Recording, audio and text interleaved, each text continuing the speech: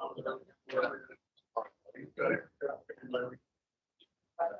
right, guys. 9:01. Okay, it's recording. Going, Amanda? Okay, you can call a meeting order. All right, everyone.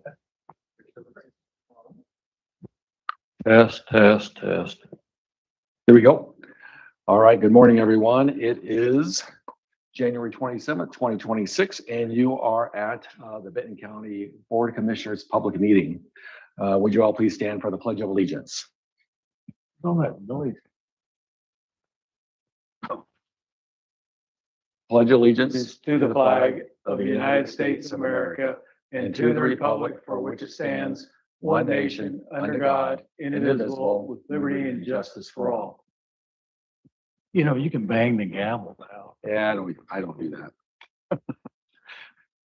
You see here, apologize, everyone. We are just, our computers are updating and we're kind of getting everything set up here real quick. Next thing on there is the approval of the minutes. Do I have a motion to approve the minutes? Second. We have a motion and a second. All in favor signify by saying aye. Aye. Aye. Motion passes. Moving down to review of agenda, I believe we are going to add the executive session. Yes, we'd like to add an executive session for pending litigation. Perfect. We will do that. Moving down to public comment.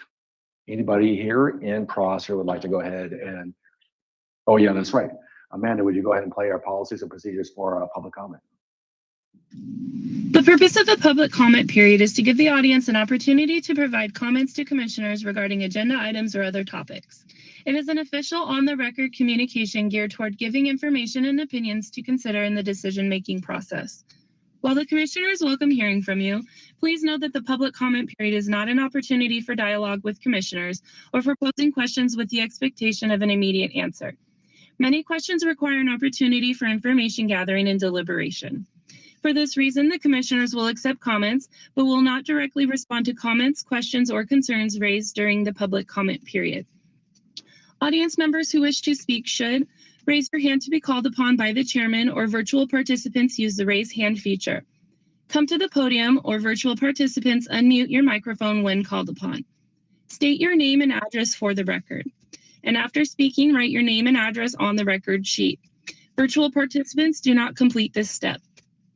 To allow every participant an opportunity to be heard, public comments will be limited to 3 minutes per speaker. The chairman will indicate when your allowed time has elapsed. In the interest of running an orderly meeting, we ask that you do not duplicate comments made by a previous speaker. Instead, please simply confirm your agreement with previous statements. When appropriate, the commissioners may refer an item identified during public comments to the county administrator for further action. Please note that if the speaker intends to give commissioners any records of any kind as a part of a presentation, the records must be handed directly to the clerk of the board for distribution. Thank you, Amanda. Anyone here in Prosser would like to go ahead and make a public comment? Seeing none, we'll move to Kennewick. Anyone in Kennewick? Let's see anyone come to the front. Perfect. Commissioner McKay, anybody online? Atkins. Go ahead, Mr. Atkins. If you Yes. state your name, and if you state your name and address for the record. Jim Atkins, Prosser, Washington. Thank you. A question regarding the parks on the agenda, the parks on Ayers Road closure. It states it's going to be temporarily closed, but it's been closed from October 1, 24 to December 31, 25. And now you want to continue closing all of 2026. And it states for signage and gates and parking. I'm just questioning, this seems like a 2-year closure. What is the real purpose of a 2-year closure of that road? It just seems a little lengthy. And then in the commissioners section under K, certified levies from the assessor, it lists the fire districts and the school districts. It lists them by number, the school districts and the fire districts. But like the school districts, do you really know what the school districts are when you list them by number? Why don't additional information could be like, you know, Kennewick, Benton City, whatever, just to give a general idea, because most people don't know what the taxable districts are per number, you know, and then just to clearly identify things. And then last but not least,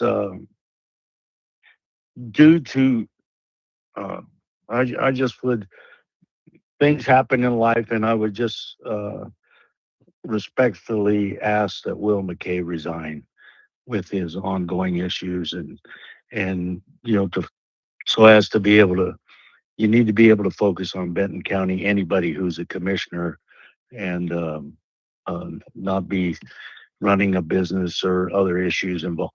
And that's all I have. Thank you. All right, thank you. And I just saw Mr. File. We'll go ahead and if you want to, Jim, if you want to go ahead and contact Adam File. He's shaking his head that he can get you the information you were requesting. Sure, thank you. You're welcome. All right, anybody else online? Let's see anybody else.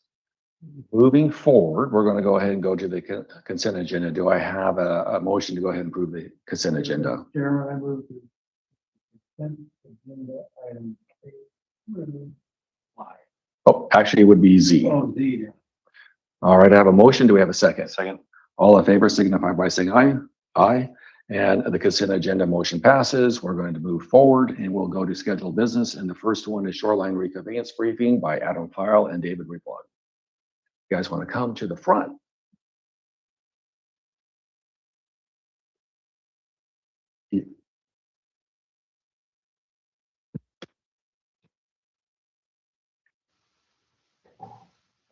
I figured you're going to come down.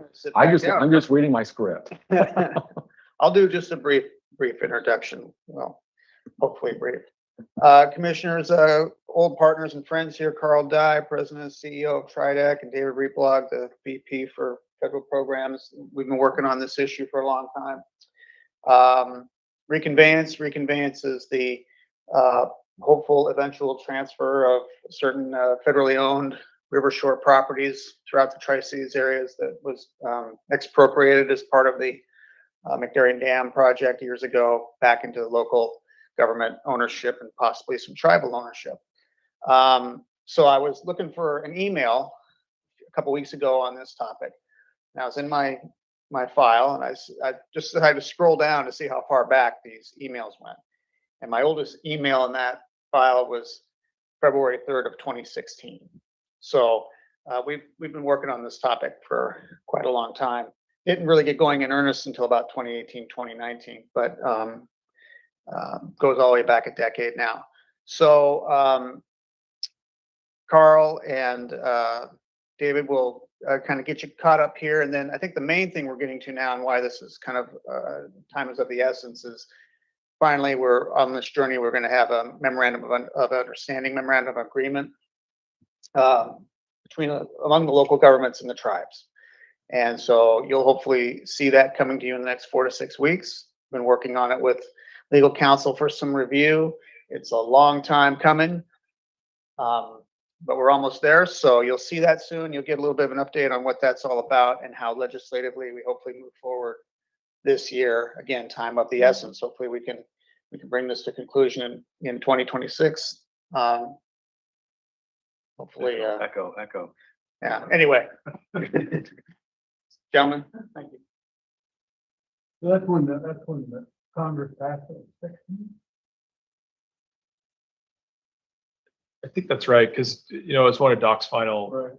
acts, and that's when the land that was transferred out of Hanford was 2016, so I think probably the same time. Yeah, Again, being discussed at least again, yeah.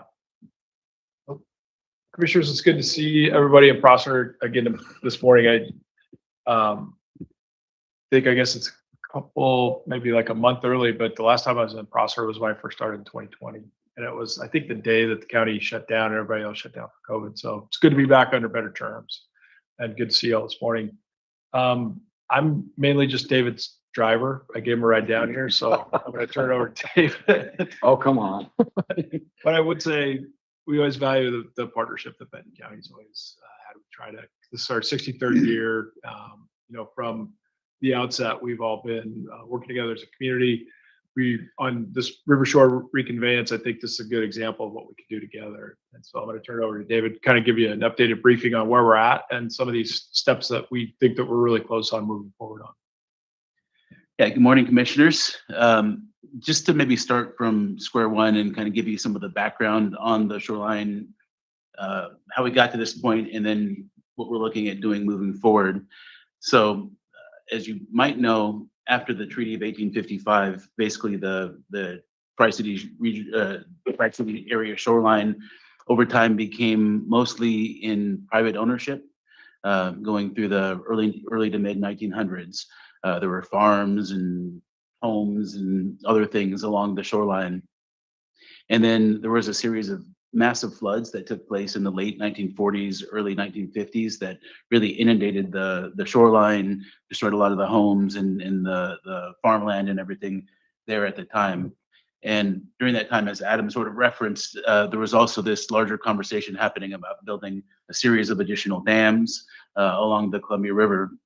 And so the Army Corps of Engineers, either through purchase or condemnation or some combination, took ownership of essentially the entire shoreline in the Tri-City area on both the Benton and Franklin County sides of the river.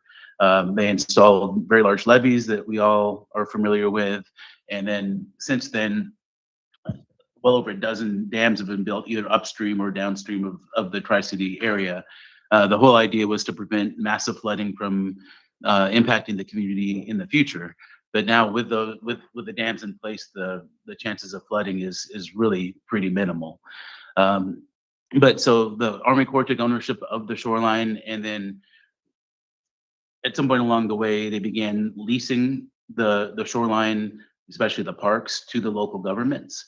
And that's essentially the way that the shoreline is operated for the last 60, 70, 80 years.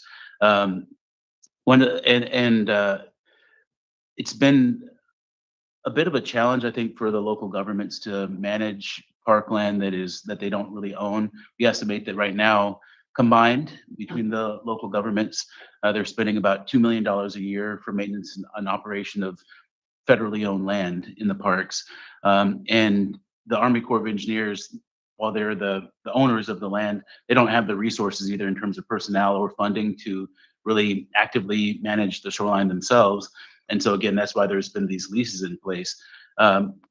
What began to kind of spark this conversation about, is this really the best approach to managing the shoreline, took place in the 1980s when Benton County, I believe, had the lease with the Army Corps for Columbia Park. And Benton County at the time just couldn't afford to continue to do it, to maintain the land.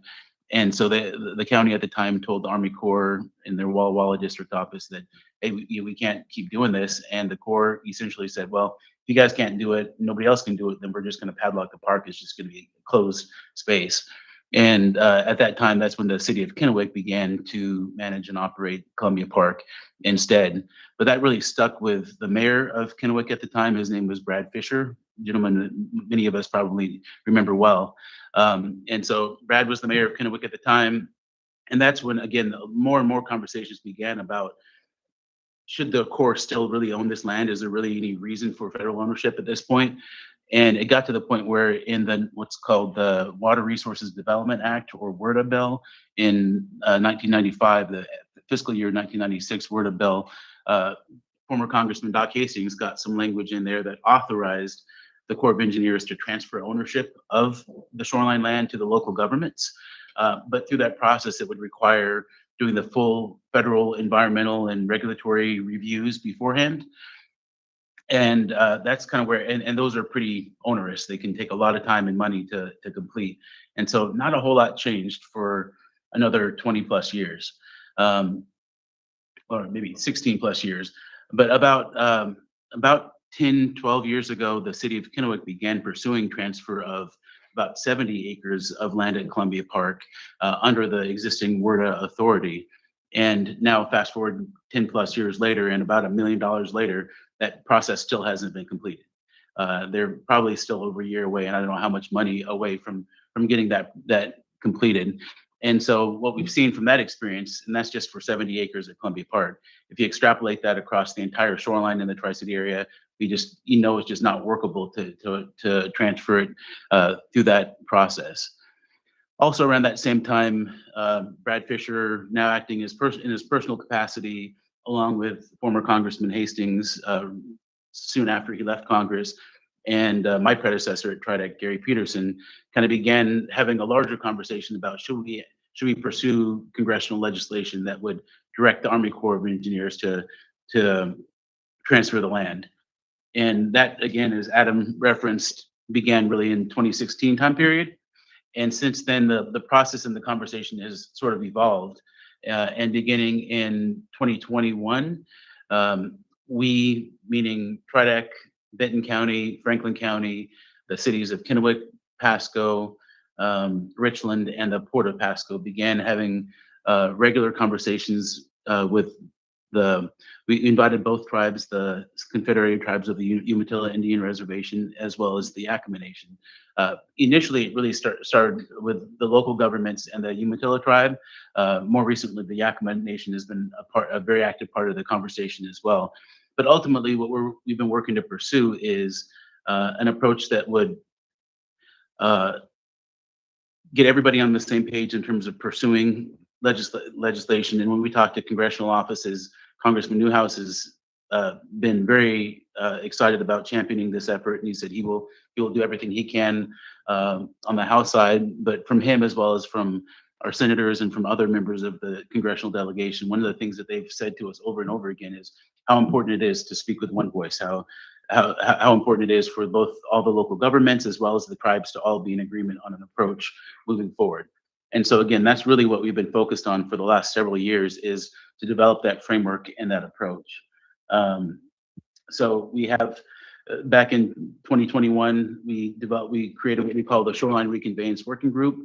That working group has been meeting about once a month ever since then, to develop that framework. And on TRIDEC's end, what we've been really working to pursue is essentially what the local governments or local government partners are asking for. And so it really depends on the local government. The next slide is going to show what Benton County has identified as land that the county is interested in. Kennewick, for example, is asking for essentially all the Corps-owned land within their city limits.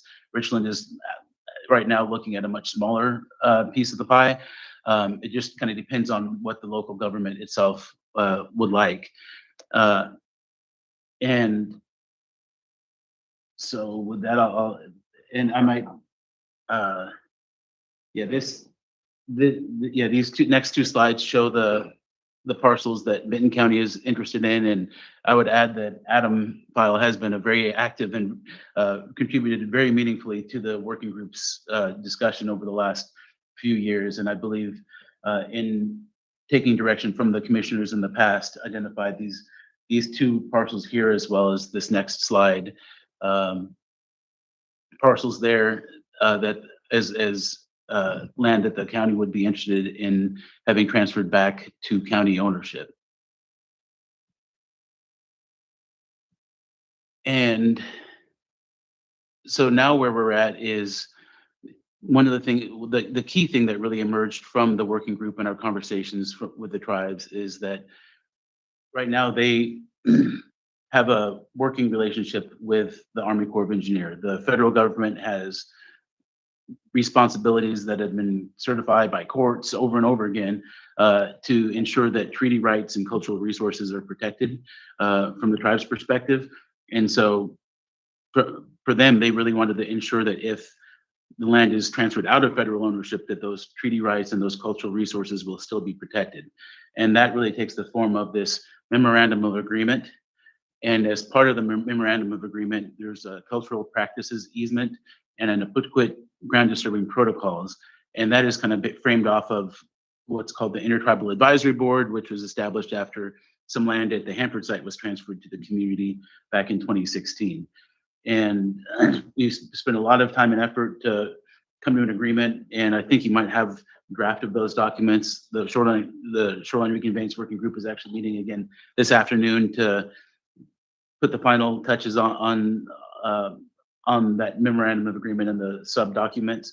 And then also we've begun to draft legislation that we're going to share with congressional offices, and again with the plan and the hope being that Congressman Newhouse's office is going to introduce it here in the next few weeks at most. And we're hopeful that again, as we pursue this, if we can keep this kind of speaking with one voice with all the local governments and the tribal governments, then we have a pretty good chance at success.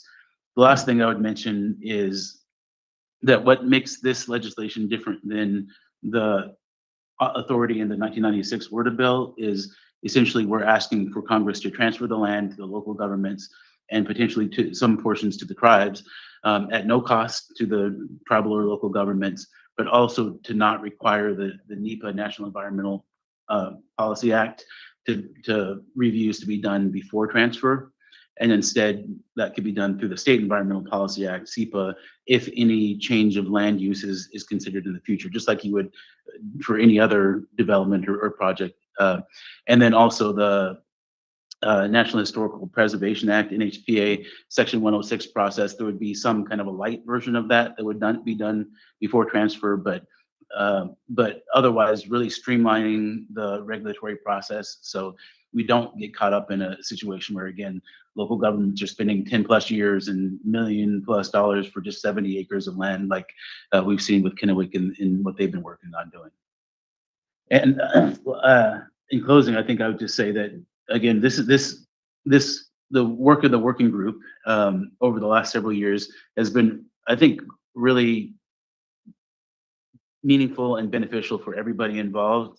We're all ultimately working to achieve the goal of pursuing legislation, but what it's also done is I think it's kind of brought everybody together. I think our relationships between the local governments and the tribes it have strengthened significantly, and it spreads out to not just the shoreline reconveyance, but all sorts of other opportunities. And there are very much our neighbors and our partners in many different ways. And so it's been a long process, but it's been, I think, a very valuable one. And again, I just give kudos to Adam. He's been very actively engaged in it and contributed a lot to it, as have many of our other local governments and the tribal governments. So with that, I don't know, Adam, if there's anything else you'd like to add? Actually, answer any questions you might have. No, I'm just glad. I like being on your guys' board because I appreciate what you guys do and stuff, working with you guys. Been on the board since 2020 and never had any issues. So I agree with what you guys are doing. The only question I have though is the paper that you sent us, Adam, when it says yes, so like on the Walla Walla, are we working with Walla Walla County too as well on some of the stuff, or is it just all Benton counties? Okay, I just was asking about that. Okay. We're not. That makes sense because it makes sense to do it over there because my boy and I have gone right in those mountains over there on that side, where there isn't much, residential homes or anything. So it makes sense working with Benton County and Kennewick as well. It's probably worth reviewing the memo from 2019, which I probably wouldn't change any part of if it's still relevant 7 years later. This is a map from that. 2019. Well, this map is from that memo. Oh, okay. But that's how long ago we've made these determinations, and we're waiting. So you referenced the parcels that are in green down there in the Wallula Gap area. And so we haven't been working with Walla Walla County, but you could say that this sort of marries up on both sides of the river. But these parcels you see here they're all disconnected, but they are sort of connected to some properties we already do own in Wallula Gap. Okay. The idea is over time to sort of cobble some of these together into sort of a recreation conservation area. So this is solely our work, doesn't involve Walla Walla County, but we certainly would be looking across over. There's a lot more agricultural in that. Yeah, up on top. Well, makes sense. Yeah. Right. This is all sort of down along the river and on the basalt cliffs and all that real scenic part of the gap there. I'd be happy to go over this in detail sometime. It's been a while since we've updated or briefed commissioners on the specifics of these parcels. It's easy to forget. So, we don't manage that habitat management unit, right? The red. The Asian. That's correct. The DNR and DNR the state does. Yeah, I don't think that we wanted an interest in that. No. But that's over part 2, right? Correct. So the two nodes That's are pretty rustic. We don't do anything really with that. That's right. And I don't think we want ownership of No. Over Park Two Rivers is a little bit different story. We've made all of the investments there. Right. That's a very popular, developed, mature property. It would make sense for us to take that as long as we were not responsible for any of the levee, the flood infrastructure, and that's wasn't talked about, but that's in the legislation. None of the parties, none of the cities, well, maybe there's an exception to one of them, but we're not looking to take over pumps or levees or anything like that. So as long as we are not responsible for the maintenance or the assessment or anything having to do with that levee at Two Rivers Park, then we would take the property in Two Rivers. And the final one, the little orange one up at the top, that's what we call the Verbena parcel. And that's just an open ground, about a 22-acre parcel up there that the board seems to be using to stash boulders and gravel and stuff. And we never had a plan for that, but I know former Commissioner Small was particularly interested in saying, well, if that's available, we should have that, and maybe at some point in the future. It's very buildable. It's right outside city limits, so that might be something that could be used for a purpose that we don't foresee now. Yeah, those are light at the end of the tunnel now, fine. You think so? Well, I'll close it out, and I just want to thank all three of you, Adam and both of you. I know you guys do a lot of hard work on this. I know some of those meetings you guys have had have been kind of spirited from different elected officials per se, but I think we're all getting on the same page, and that's what we need to do, as you said, David. So I appreciate what you guys, the presentation, and appreciate the work that you guys are doing to move this forward. Thank you. Thank you, sir. Thank you. We get an In-N-Out burger in one of these spots? What? An In-N-Out burger in one of these spots? The county wants to bring the infrastructure. I'm sure that would be natural. Or a Chick-fil-A. Yeah. Yeah, another one, yeah. All right, we're moving on for scheduled business. Next one is the 2026 Wellness Grant from the Washington County's Insurance Fund, and Carly is up, our HR Director. Morning, Commissioners. The first item I have for you today is Benton County has been approved for a wellness grant from WCIF this year. As you might recall, we were approved for the first time in 2025, applied and were approved for $1,150 last year. This year, we submitted for a little bit more, and we're approved for $1,700 for the year to use towards all manner of wellness activities for the county. We definitely intend to utilize the funds to support any events such as Flip Flop Friday, or if we do anything else, as well as enhancing the employee benefits fair in the fall. We're also looking at ways to encourage participation in WCIF's wellness programs, as well as looking at some ways to incentivize employees to take advantage of other benefits programs, including those around financial wellness and things like that throughout the year. Any questions? Nope.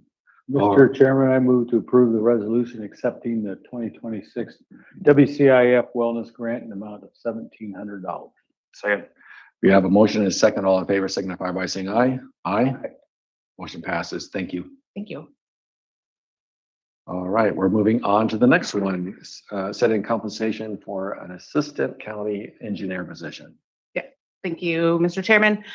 So the Public Works Department has identified the need to create the classification for an assistant public works or assistant county engineer position to support the development of internal staff and succession planning for the county engineer position.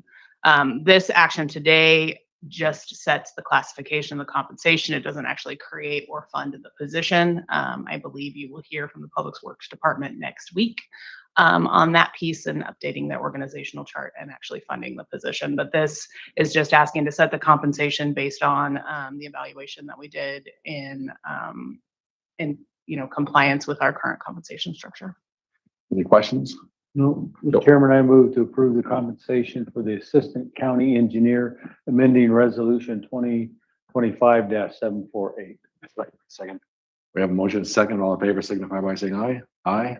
Motion passes. Thank you, Carly. Thank you, gentlemen. All right, we're going to other business, and I'm going to ask if we have any managers or directors that would like to make any comments, updates, or reminders. And we have our Deputy County Administrator, Matt Rasmussen.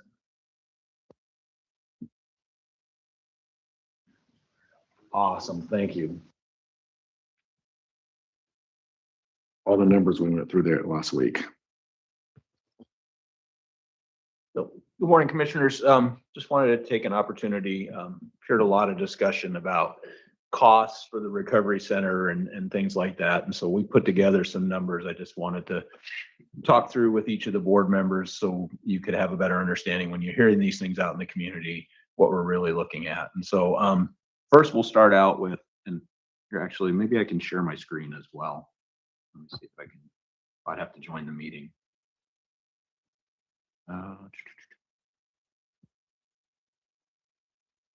Yeah, I don't think I can do that quickly.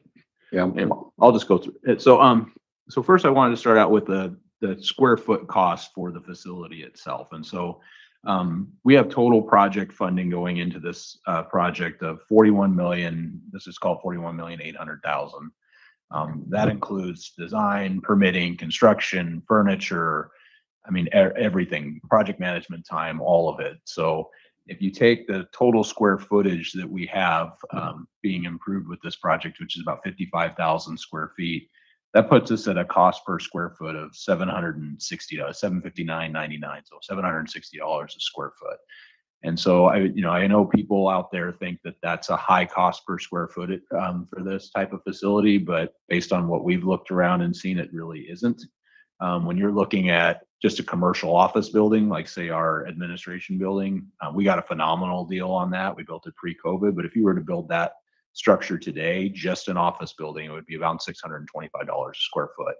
And so, with this building, you're looking at so many things that are above and beyond what you would see in a normal commercial structure. Every door, every window, every office cabinet, every faucet, every toilet, everything has to be what we call anti-ligature, which means people can't use that to harm themselves. And so there are limited suppliers for that, and they make it extremely expensive. So a door like, our standard commercial door might cost you $1,500 for the door and the frame. These doors are $5,000 to $6,000 per door. And there's a lot of them in that building because just the hardware and the size, and they have hinges that don't allow you to slam it or throw it open. And so there's a lot that goes into those kind of things. And if you walk around in there, you'll see the toilet fixtures and the faucet fixtures and everything are very highly specialized and customized to be very hardy so that people can't damage them. And so I just want to make sure that everyone understood that we feel that $760 a square foot is pretty reasonable for what we're getting. The cost of the project isn't increasing. We haven't had massive changeovers. That design build process, we fixed this price 2 years ago before we even started design. We knew what we were going to pay, and we are actually going to come in a little bit under that budget. They're going to turn back, as we discussed previously, about $1.5 million to us as we wrap up that project. That's what we're expecting. So that actually lower that cost per square foot just a little bit because we're going to get some of that back. So I know we've heard people talk about scope creep and things like that. The only things that have changed is where we have actively added betterments to that project. So we've consciously made a decision to increase the scope. It hasn't been something that the contractors come back to us and said, hey, I need a change order for this. And so that's where we are on the cost per square foot. So commissioners, do you have questions? Yeah, did you have a question? No, I just comment that 759, basically $800 a square foot is pretty reasonable because is this prevailing wage too, right? It is prevailing Yeah. wage. So it makes pretty much sense, especially for how much exterior work we've had to do, the stucco, interior framing, structural stuff. So the square footage price is pretty reasonable compared to, if it was $1,000 or $2,000, like $1,200, I'd say, oh, it's pretty high, but the $800 is pretty reasonable price. Having taken out commercial loans personally myself and have done commercial loans, yeah, I've looked at this too, because we always have to look at the cost of materials, everything else. This is more specialty items. And I just want to make sure some people are looking at this as what the cost per bed is and kind of equivalent to that. Yeah. These are our one-time non-recurring costs to get this infrastructure and the building in place for it to be able to be used. Right. And I know you're going to go to the other part. Yeah. Myself, just full disclosure, myself and you, we went through these numbers last week. We wanted to bring it up so everybody could understand them because I know I'm getting questions on this. I'll be meeting with additional people to make sure that they understand the true math because they were not aware of or for sure on what the actual cost per bed is. And we're going to actually show them that today after this meeting. Right. So next, as Commissioner Alvarez alluded, is the per bed cost. And so that's an operational cost. We really don't equate that to the structure cost, because there's so much more that goes into the structure than just the 60 beds that we're doing there. So so from the presentation that Comprehensive Healthcare gave to the advisory committee, they estimate that their total operating costs will be around $13.8 million. So that's the annual operating cost that they expect to pay. And that's for 68 beds. So there's 16 each: crisis stabilization, detox, and residential treatment. And then there's 20 what we call recliners that are in the very short term 24-hour treatment facility. So 68 total. So if you take the 13.8 million, you divide that by the 68 beds, you get a per bed day cost of $556, which is higher. I mean, it's significantly higher than we would pay to place someone in jail, but you have to consider that we aren't going to pay $13.8 million. A large percentage of that is going to be paid by private insurance and Medicaid people coming in. And so if we go down to the next level and we adjust that operating cost based on what Comprehensive estimates that they will receive in occupancy and third-party payers, and this is based on other facilities they operate in the region, their worst case scenario, which would be 48% occupancy and only 75% of the people who are in there having an ability to pay outside, the annual operating cost would be $5.7 million to the county. So if we take, again, that 68 beds and we divide that 5.7 by 68 beds, we get basically $230 per bed per day. Now we're getting into the range of what it costs us to incarcerate somebody. It's roughly similar. Obviously, placing someone with a mental health or SUD issue in this facility is a far better outcome than incarcerating them, but we're getting into equivalent costs. And then, and Matt, I'm going to just simplify it down a little bit more. I know we're thinking the same way, but when it comes down to that, what about the tax that we collect to go ahead and cover? So the tax that we collect would be equivalent to, I mean, it would pay for that 5.7 million. If we had the absolute worst case scenario, the 1/10 of 1% would cover that cost for us. So it wouldn't leave us any money left to do much else, because we're right around $6 million annually in the revenue from the tax, but it would cover that cost 100%. And then also that annual cost for the operating cost of the 13 million, roughly about 14 million annually. That would be a total funding cost. And I just want to make sure that's clear for everyone, to operate it as if we had folks there from Benton County and Franklin County. Correct. Thank and you. that would also, the 13.8 million would mean we paid 100% of that cost, which is not going to happen. There are going to be third-party payers. I'm just trying to simplify it down for everybody.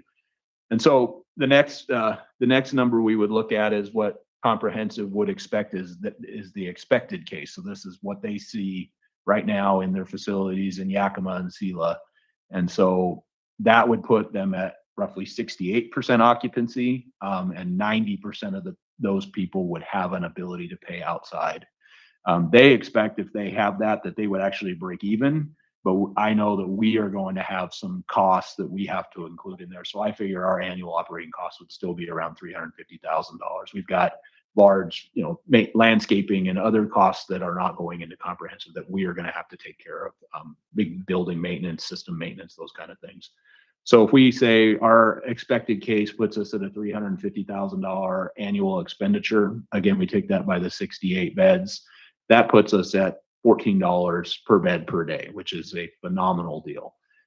Significantly less than placing someone in incarceration. And so big cost savings to the county versus placing them in jail. So that's a really good thing. That's what we expect to see. We could take to the next level, which Comprehensive says is their best case scenario. They think we're going to be somewhere between best case and expected case, but best case scenario would be 74% occupancy. 92% of those would be able to pay. And that would actually allow Comprehensive to actually be profitable. They are not for profit, so those profits do get rolled back into doing other services. They don't just profit from it. And so that would then make county's cost essentially zero.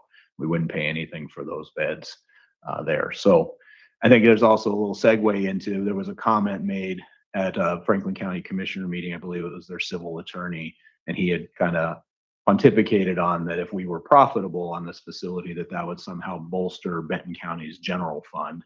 And I wanted to make sure at least, there's two things from my perspective. One, everything that's going on in this facility is paid for by funds from that 1/10 of 1% sales tax and then grants that are specifically for behavioral health services. And so in the state of Washington, there is a constitutional clause that says one fund cannot benefit another.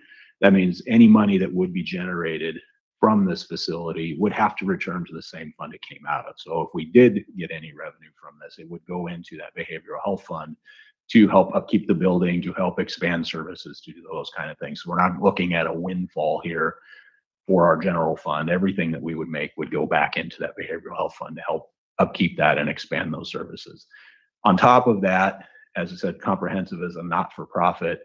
If they were profitable, they would be putting those dollars into additional services in this community. And so they would be looking at expanding what they do, because that is their mission, and that's what they do when they have profitable facilities. And it also is going to ebb and flow. We're going to have good months, we're going to have good years, and we're going to have down months, we're going to have down years. And so we would expect and work with them on that. I think if we saw over the life of a contract with them, because periodically we're going to evaluate and look at renewal of that. If we saw consistently that we were well into the black, we would be looking at ways to either add services or reduce any county contribution if there were any, but we're not going to be bolstering our general fund from anything going on out here. So gentlemen, that's what I wanted to talk about today. If you have any more questions, I'd be happy to answer those. Well, this is the attorney that used to work for Benton County, so maybe that says something right there. But I mean, you don't build something like this for a profit, for services to the public. I mean, yeah, I don't think that was ever our intention with this. We knew, that's why we passed that 1/10 of 1% tax. We knew that services like this are generally not a moneymaker. right. You got to end up supplementing them somehow. And if you want them to be in the community, you prepare for that and make sure that the contractor is successful. You think they would have learned that with it? What do they call it, the HAPO or track or whatever? That thing's never made money. You don't make money off of public building, public services. That's So my that's comments. your spiel. Just real quick, I'm glad that we went over this. I know we talked about these numbers in length. One thing, you did really well. And a matter of fact, on my writing here, I was making notes that make sure he covers about that, the profit that the county would make. But I want to go ahead and clarify one additional item. And that was that we were looking into also about there was a presentation to Franklin County in reference to potentially reserving beds. Right. So let's go ahead and just, if you want to go ahead and what we found out with Comprehensive and I believe Jody and clarify that too. Yeah, so there was a comment made that one of the Comprehensive employees had worked in a facility where they had seen beds reserved. And so originally I had been told by a different Comprehensive employee as we were negotiating the contract that was not possible. And so I reached back out to them for clarification. And Jody, the CEO, responded to me and she said, yeah, the initial assessment is correct, is that we would not be reserving beds. And so there's a lot of laws that go into Medicaid funding and things like that. But one of the basic premises is if you accept Medicaid funding, you have to provide timely access to service, and that's a requirement. So denying access to service for someone based only on their geography would not be in compliance with the current Medicaid laws. You have to base it on acuity, which is essentially need.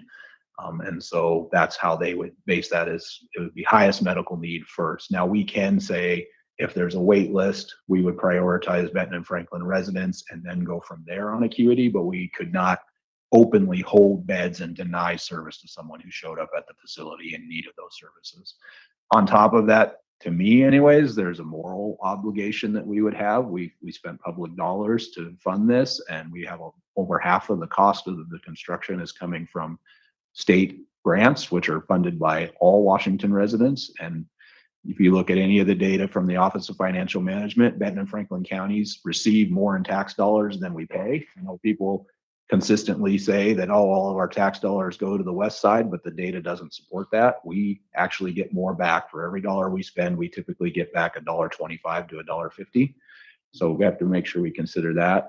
And then there's a risk issue on that. A liability second. See, we're thinking again. Okay. To me, and this is a facility that a scenario like this could very well play out, is we have a citizen who comes from, say, let's just say it's Walla Walla County, who's not participating in this, but they come to the facility, they walk in the door to self-admit, and they say, hey, I'm suicidal, I need treatment.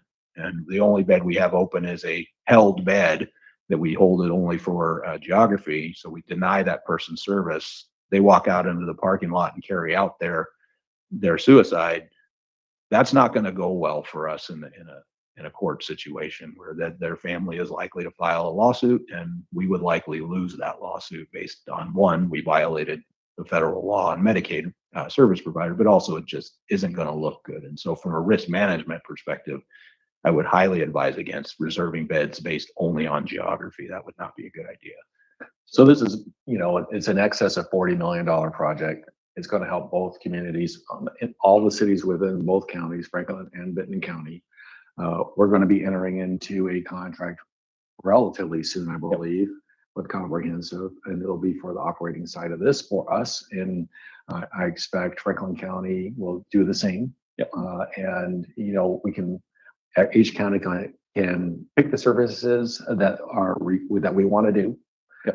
And I believe that no one is not going to, no county is going to not go in there and bring their people in there for free. Right.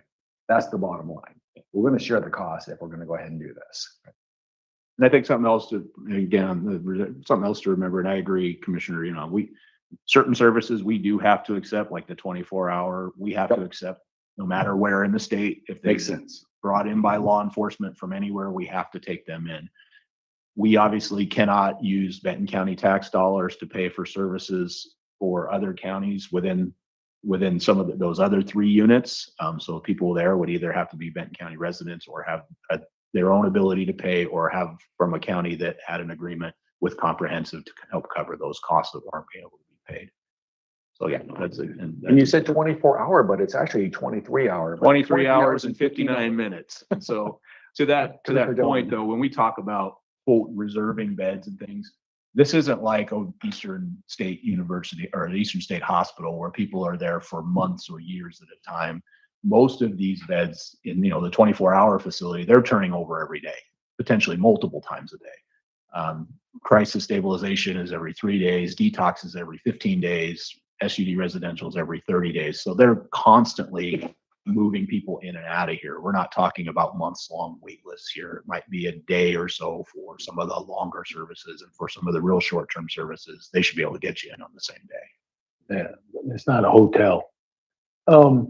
I just got to say, from the beginning, when we first started talking about this, how many years ago, it was never about, just Benton County only. It was about the Tri-City area, and this whole geographic region. So it's never been about, Benton County. I mean, it's just Exactly. from the start, it's always been about this region and how are we going to provide those services for the region. And something to always keep in mind is right now we have no services. Our residents go to Yakima, they go to Seattle, they go to Spokane. They are going to those facilities and taking those beds. And so we've been doing that for decades. So now it's our turn to have services here. I don't think we should turn away people who have helped support us for the last 20 to 30 years. And, I went to drug court the other day, and you see the low recidivism rate on that, and you have a lot of family support, mothers, brothers, fathers, sisters, aunts, and uncles, everybody there to help support an individual in need. And this is something here that'll make it easier and accessible for both families to go ahead and visit people in need here at this recovery center. So I think it's a very positive thing. And Commissioner Elman, I agree with you 100%. This is a regional type concept. So hopefully we all can go ahead and get together and work on this and get it done. I know I'm going to be meeting with a commissioner at lunch today to go ahead and talk about the betterments and talk about the numbers per bed, because I know that was a side of contingents where they were nervous that it was much higher than this. I think this will go ahead and solve that issue. I think we'll all be able to move forward. Any other questions on this? Are there any other directors or managers or any comments, reminders? Nope. We'll move on to elected officials. And we have the Benton County Clerk here, Benton County Auditor. he is out sick right now and just talked to him. And then I just saw the Benton County Sheriff, but he looks like he just stepped out. So we will go ahead and move on. Commissioner McKay, Commissioner Delvin. Yeah, I was in Olympia last Wednesday, or Friday, Public Works Board Day on the Hill. For me, it was kind of like old home week, because I hadn't been over to Olympia for I don't know how many years. I try to avoid that place, but it is crazy town over there.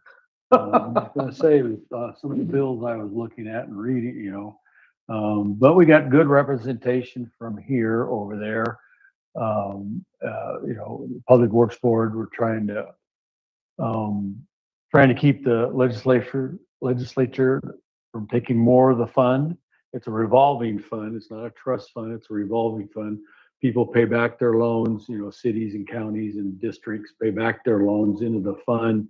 And then, of course, we reallocate that to new loans, some grants, emergencies. But yeah, they're trying to take, governor proposed, I should say, taking another 75 million out, along with the already 288 million. And one of he's our vice chair, Gary Rowe. He used to work for Wasac, but he's an engineer by trade. He came up with a timing solution. So we're trying to convince them, if you take that money from the fund at certain times, it allows the fund in the black, even though what's the financial arm of the governor's office, OFM, Office of Financial Management, said we could go in the red. But that just doesn't make sense. But it was a good meeting with different representatives that have, and senators.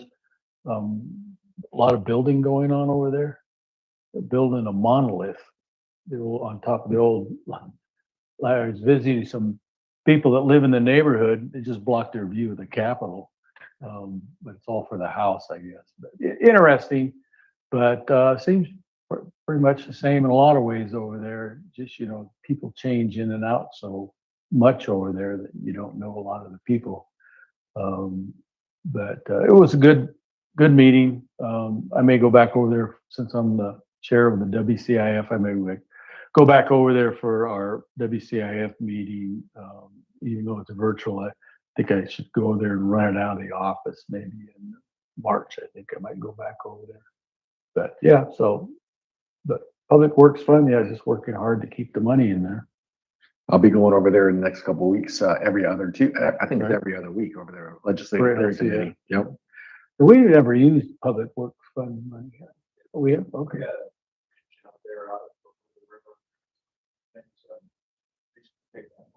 Oh, okay. Okay. Anything else? Nope. I contemplated about talking about this, but I think I will. I think it's been in the paper. It's been on the different news media sites as well on TV. I don't know if both of you guys received, but I received several phone calls. Actually a lot of phone calls in reference to the house that's going in Kennewick, and what I ended up doing last week. I know that Representative Connors called me about 8:30, 9 o'clock one evening and asked me if I'd be willing to go ahead and if it was okay for her to send me a Thurston County ordinance that was created there. I said absolutely. So we received that. I went ahead and forwarded it to our administrators, and then I also talked to our administrators in reference to our own zoning for those type of facilities. And so I'll talk about that in 1 second, but I did have some questions because people are asking me a lot of these different type of questions. And so one is, and I'll bring up one big one, but basic questions I saw that they were interviewing the owners of the property. And so one of the questions I had, did the buyer, which was a real estate agent, actually disclose that they were actually a licensed real estate agent in Washington State as required? That's one question. The other one, there's what they call a 1003. It's a residential uniform loan application. It's a Freddie Mac Fannie Mae form. The people that actually set up all the underwriting criteria for residential home loans did on the first page of the uniform residential loan application, the 1003, did they check the box owner occupied or non-owner occupied? That'd be a question because it depends on how much you put down and what interest rate you get. Those would be questions I would be asking. And those can't be answered. There's two different institutions. There's Washington State Department of Financial Institutions that I'm required to have licensing with and certain licensing numbers. Those would be questions to ask those guys, as well as the Department of Licensing Real Estate Division on the questions about were those disclosures made when they were purchasing the home. And then what bothers me on this is another additional item was property values. I know that when people are looking at homes, a lot of times they go on the website and look for those type of facilities within the neighborhood they're buying in. And if they find them in there, that they typically don't purchase homes in those neighborhoods. Guess what that does? Reduces the amount of buyers that are looking for those particular homes in the neighborhood, which if you talk to any appraiser, they're going to let you know that that typically affects property values within that area. And so if you're being affected by property values, that's a bad thing. And so I don't know if those homeowners in that area, maybe it's time to go ahead because of flexibility in what Washington State's doing on Olympia, and allowing those homes to be in residential areas where there's a lot of kids and a lot of families. Maybe they start a class action suit. I don't know if what attorneys would do, or if that would be testing the water on that. But if your property values are being reduced significantly because you have less buyers in those areas, it hurts those neighborhoods. And if you talk to anybody in Olympia and you say, well, I think you should, pay out those individual homeowners, they're going to say that's stupid. Well, it's also stupid if you're costing them a lot of money, thousands of dollars of equity, and that they built in those homes. So those are just items that I thought about in there. I know that our zone will probably be tested, and our current zoning in Benton County, I believe, is heavy industrial, but that's probably going to be challenged as well. Is that correct? So our county administrator is shaking his head. Yes, that is correct. Will that change, or will the state require changes to that? Probably so. But we will go ahead and make sure that we keep our ordinances in place, and we have attorneys looking at that to make sure that we are responsible in Benton County where any of those type of facilities go. We will definitely, as we know, we will inform the community of those type of institutions as they come to provision here as well. With that being said, I'm talking a whole lot. We're going into an executive session. How long do we need? We're going to go into executive session for 10 minutes for potential litigation, and the time is 9:58. Thank you.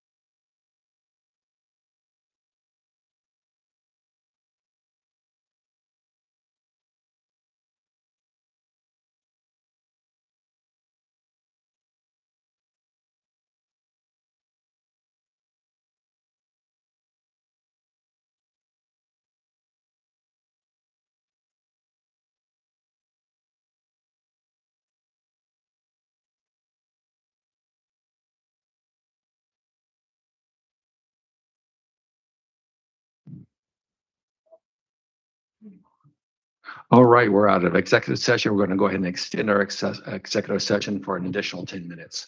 The time is 10:09. Thank you.